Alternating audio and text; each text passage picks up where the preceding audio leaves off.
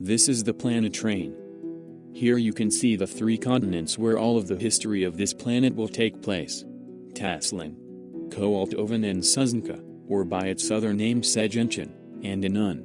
Inun is where it all starts. The wildlife on this planet is dangerous, but manageable. This region of the continent is covered in lush green fields and forest. The people of this planet are a peaceful one by heart, but long ago, there was a small village to the east where a mysteries man had walked into camp, which they would later call him, the Robed Man, aka Riv. And he began changing everything they knew about life, and their surroundings. He started sharing new ways to farm, live, and most importantly, how to fight. Riv was beloved by all of his fellow villagers. He was helping them live longer, with new medications and healthier living practices, and simple overall continuing their ever-growing lands. As generations passed and new life was born, the Robed Man lived on, witnessing everything he was building around him and seeing his plan come to life. They had begun to expand their territory, and with new medication, their population could increase larger than ever before. But Riv did not want to be the man in charge, he told his fellow villagers. Instead, he gave the power over to a fellow man who also was beloved and trusted by all for being the strongest and kindest hunter in their village. As Riv began to form his country, he started the training of his new elite army to defend his country's lands from any threats that may come from the future. As time passed by, more and more people were beginning to be born under Riv's new reign. The way people started thinking and acting was beginning to change. As a result, people were beginning to become less peaceful and started thinking less as one village, and more as an individual. As untold generations began to pass by, new leaders would be chosen by Riv who could be controlled from the shadows and make sure that he always has a hand in the decisions of the country. Riv was waiting for the perfect moment to take power of the country he had so perfectly created. With his new country growing faster and larger than he had ever expected, everything was still going according to plan. He told the current leader to set up a delivery system of food and water to the furthest outermost villages. With this system, Riv convinced the current leader that they could grow much faster and not have to worry about crops and tilling the land. Instead, they could be expanding their territory and living more carefree lives. But secretly, it was for when he made his move, that the new villages he could not reach would become dependent on the capital's farms. And he could pick and choose which villages to keep and which to let go. As Riv was losing influence on the ever further growing regions, Riv knew that the time to take control would be soon. If he missed this chance, he might never get a better chance again. With the 12th newest leader being in control, and being very young and inexperienced, Riv knew that his plan would all go as he had foreseen. After a few weeks of the new leader being in control, Riv was at last ready to put his grand plan into action. Riv knew for his plan to work that he would need to secure at least 55% of the entire country before it fell into complete chaos. Riv knew that the furthest out areas of the country would be lost. But this was all according to plan. Riv and a small group of men broke into the leader's manor at the last stroke of dawn. There was a small fight in the manor which ended in 6 of Riv's men and 24 of the personal guards being killed. Once the leader's personal guards were disposed of, Riv assassinated the 15-year-old leader in his bed. With him killed, Riv and his elite army could now march on the capital, which would begin the revolution and change the fate of the world forever. With this new enemy appearing out of thin air, Riv quick began killing hundreds of people before they even had a chance to defend themselves. Most of them were people who knew too much about him, or had too much influence on the population. They began burning entire buildings and streets that opposed his way of thinking or supported Uldriagine. Anybody that spoke out or opposed him was killed on the spot. Only a few members of the council that did not bow down or join Riv made it outside the capital's wall. It took less than 2 hours before the capital was under Riv's control. But the remaining council members who wished to oppose as Riv were already dividing. Most of them wanted to combine the standing enforcement units around the country and take down their once former friend Riv, before he even had a chance to rise. And the others wanted to hide and wait for the perfect moment to take him down. But Riv was already prepared for anything his puppets could throw at him. That's why he trained the enforcement units himself. Riv knew the enforcement units were a joke at best. They were nothing more than something to please the council. These men were barely armed, poorly trained, and few in numbers. The enforcement units, as well as the larger group of council members, attacked the capital. They were wiped out in less than an hour, with the capital completely under his control, and nobody left to oppose him. He spread his troops out to take control of the remaining country. After only a week into his campaign, he had 45% of the country and was well on his way to reaching his goals. But with the delivery system down during all this chaos, villages were beginning to starve. He had no choice but issued the immediately restoring and opening of delivery system. He ordered to his men to only deliver to the villages they had captured. After that he noticed his armies were beginning to spread too thin, so he issued the ceasing of any further capturement of past territory and told them to begin restoring order. Riv did not take as much land as he had once predicted, but knew he could work with what he had, and make it better than ever before. With the news of the revolution traveling extremely slow, the outermost regions of the old country would soon fall under the effects of the supply shortages almost immediately. Some of the villages in the outer regions began using what little stored food they had saved for the winter. But due to a lack of planning, the supplies was poorly distributed and even stolen in some cases. But even with that happening, most of the villages were waiting on the hope that the capital would come to their aid, as it had did so many times in the past. But by the time they realized that no one was coming, it was too late. Several villages in the far west decided to survive instead of waiting to die. They began trading anything and everything with each other that could prolong their survival. Even with their trading, they were still drastically short on food, and new people were still going to die. If they had brought too many villages into their trading circle, the amount of people to feed would have increased to such an amount that it would have ended up killing all of them. So they had some hard choices to make if they were going to survive this coming winter. Almost all of the villages were still loyal to the old country, and they had made a vow that when this great famine was all over, they would rejoin with the old country and help any village that was in need. After only a week, people were beginning to panic and fall into a deep despair. After a few weeks, there was full-on chaos and rioting in the streets. The death toll was beginning to rise at a very rapid rate, and bodies were beginning to stack up in the streets. Before the Great Famine, there was over 17,000 people and growing in the outer regions. Once the Great Famine hit, by the end of the second winter, there was barely over 2,000. After 2 winters since the Great Famine had started, the villages in the far west which chose to stay together knew by this point they were on their own. The news of the revolution never did reach the far western villages, and by this point no one really cared. Towards the end of the second winter, they realized that the nearby river made a very good source of water and provide huge areas of ideal farming lands. With these resources, instead of barely making it day by day, they could begin to experience an increase in their population for the first time in over 2.5 years. With now complete control over the country and the outer areas falling apart and dying, the first part of his plan was now completed. Riv could now go ahead with the next step of his grand plan.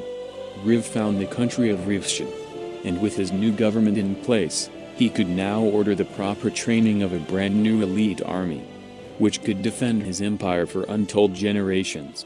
Riv left the training of his future armies into the hands of his second-in-command, Phao. Phao was Riv's most trusted general and was beloved by all and trusted by everyone he met. Things were looking up for Riv as he expanded his government and empire. Riv was ruling over with supreme power and absolute word. But this was not enough for him. He could foresee more for his empire. and he was going to make sure that no one would stand in his way. It may have been a new era for the Rivstian government, but for the people, it was very hard. The freedom and rights that people had known their entire life seemed to have vanished overnight.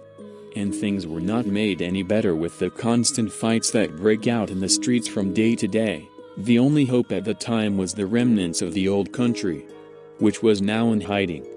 But that was not enough to ease the people's suffering. The situation was very dire. Riv was ready to begin the next part of his plan. He could start the process of creating new technology and expanding his borders faster than ever before. Riv had some concern about the thoughts of the people, and how the remnants of the old country was growing ever more popular. But this would not stop nor slow him down. After several decades of learning how to farm and growing their village population, the villages to the west, which are now referred to as the Western Lakes, had begun to strive. After 3 years of death and chaos, and a following 30-year of rebuilding, they could finally begin to truly start expanding their territory. A little 30 years after the Great Famine, the Western Lakes and its inhabitants had long since given up on any dreams to reunite with the old country. They did, however, swear they would never let an event such as the Great Famine occur ever again. With not even being able to help the closest villages next to them, it became custom to help any person in need if able, no matter how small or big. But just as soon as their new nation begun to grow, it began to come under the constant threat of bandits raiding villages to the south. The bandits were people who survived during the Great Famine and were not allied with the Western Lakes. They blamed the Western Lakes for all that died during the Great Famine for not sharing all the food among the villages. This forced the Western Lakes to form their own army. This was to protect their lands from bandits or anyone else who would threaten them. With Fao in charge of the training of the Rivstian army, Rivstian was shaping up to be a country so powerful that no one could even measure their strength. After many untold generations, Riv's ambitions were finally coming to light, and it seemed like no one could stop him. But the anger of the people had finally built up to such a dangerous degree that it could no longer be ignored. With the help of the old country rebels, led by Amir, they were able to take complete control of the capital, all but the imperial palace. Riv then knew at that moment he had made a foolish choice to ignore the old country rebels, the OCR. Riv ordered Fao to march his troops on the capital and slaughter anybody who would dare stand in his way. After only an hour, the capital was back under his control and over 10,000 citizens lay dead, 2/3 of the capital's population. The country was torn. They were taught to obey their ruler Riv since birth no matter what. But thanks to the OCR, people were beginning to understand how wrong this was and were starting to fight back. There was zero tolerance for anything that might stand against him.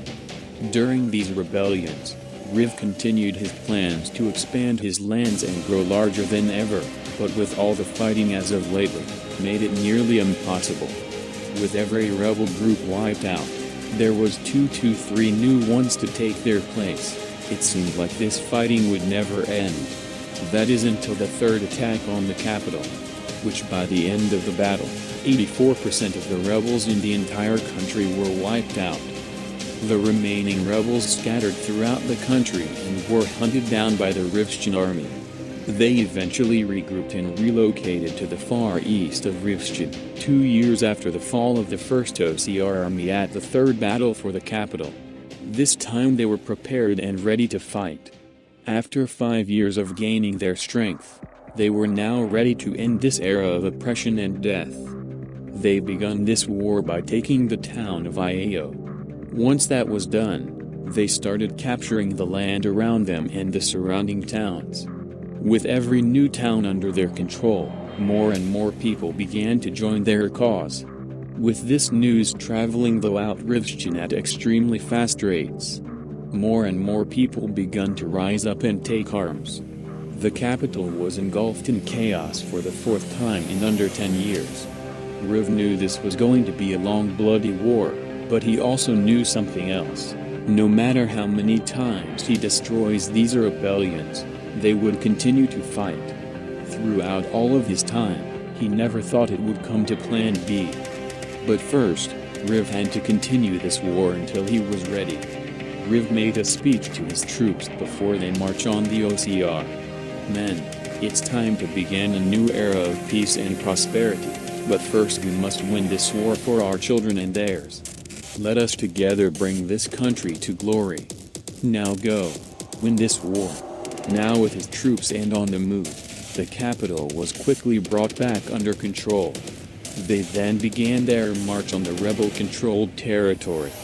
With the war in full swing, and Riv's armies moving very slowly, the OCR was able to take huge amounts of land with only a few losses here and there. When Riv's main army finally arrived, they completely overturned the course of the war.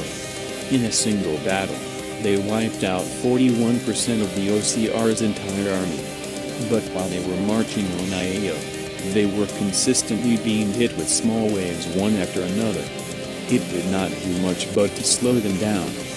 They had to pull back a couple of times to regroup and reform. That was one of the many flaws of the Riv fighting tactics they were trained in. They could not adapt to the situation fast enough. As all this was going on, the Western Lakes began to rapidly expand their territory and started increasing the size of their standing army. In the Western Lakes, things were somewhat peaceful, as in contrast, the war in Rifchen was destroying hundreds of homes and dozens of towns. People from both sides began to move inland to escape the war. With the war going into 5 years, Riv decided to step in, to make sure he had enough time to enact his plan. Once Riv had entered the war, he now realized how bad the situation was, why his troops were being beat back. Even though Fal was seemingly like a military genius for his time, he simply could not figure out a way to break through their defenses. Riv sent Fal back to the capital to secure its defense and make sure all plans were in order. Riv could not use his usual tactic with starving them into submission as he has done so many times before. The reason being that when Riv had first took control, he began creating more farmland so that he could still feed his soldiers during times of chaos, but this ended to backfire on him. A little over 30% of the country's farms were located in the eastern areas. Riv still was not going to let these rebel scum defeat him. Riv began burning and killing thousands of people in the eastern areas to destroy their supporters, is what he told his soldiers, but it was really gearing up so he could enact his plan B. When Riv had finally clashed with the OCR, he knew he had nothing to worry about. Within the first major clash, he had their forces broken within hours and 5,000 of their soldiers captured. They were all burned alive. The stalemate of the war was finally over and Riv had their soldiers on the run. New rebels began to spring up all over the country, and Fal, completely underarmed, could do nothing but stop them from spreading into the countryside. Riv had to pull back 50% of his army to reinforce the homeland from complete destruction.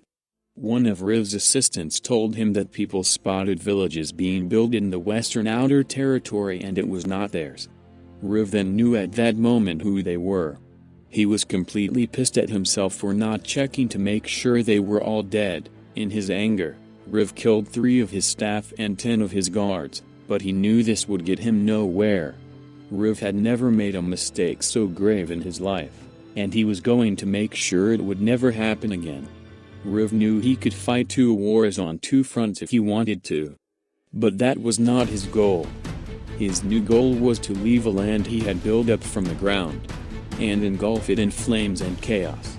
Riv did not know what this country had or what their goals were, and to some degree, this was interesting to Riv, a new unknown threat that he had no information on. It was aggravating yet exciting for Riv, but this would not deter him. He ordered Fal to march on the western lakes and prove and see what they had to offer.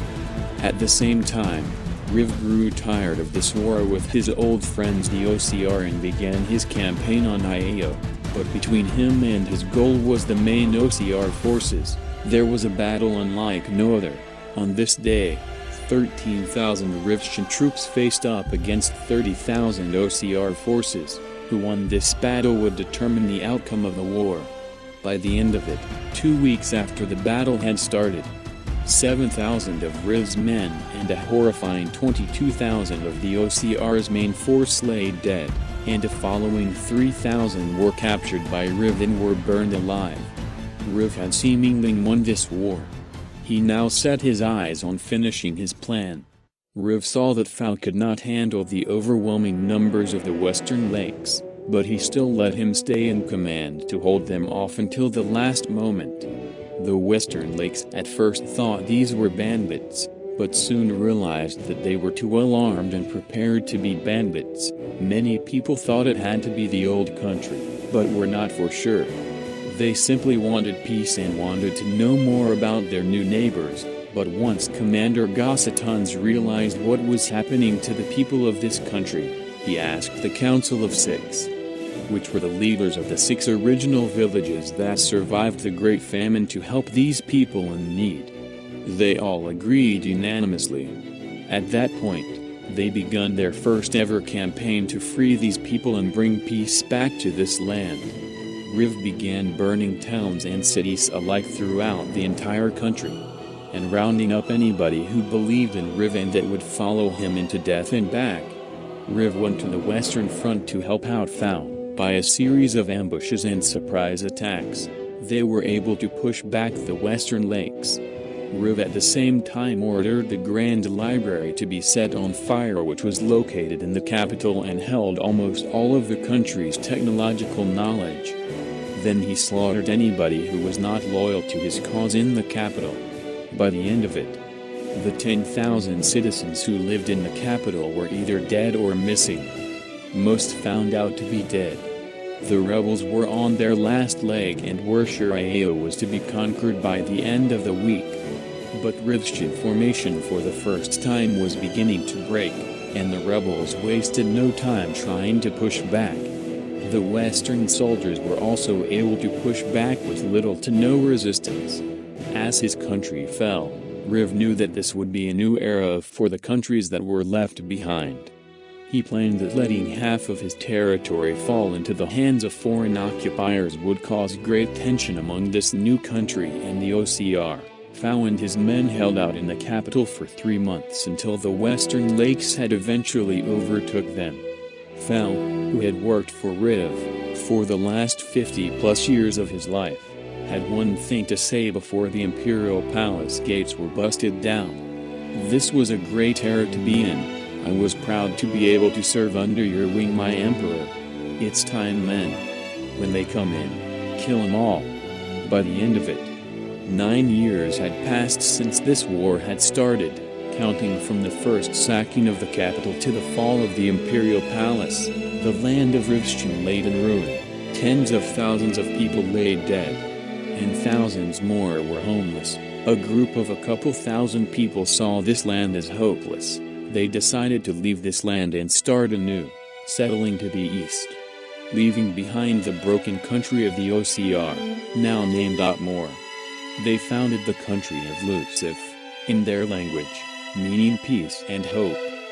For the first time in over 800 years, the people of Riftian are now free to make their own choices and do as they wish. But Otmor was very uneasy about leaving people to the east to their own devices, especially since Riv's body was never found. They worried that they could fall under the same rule as their last ruler.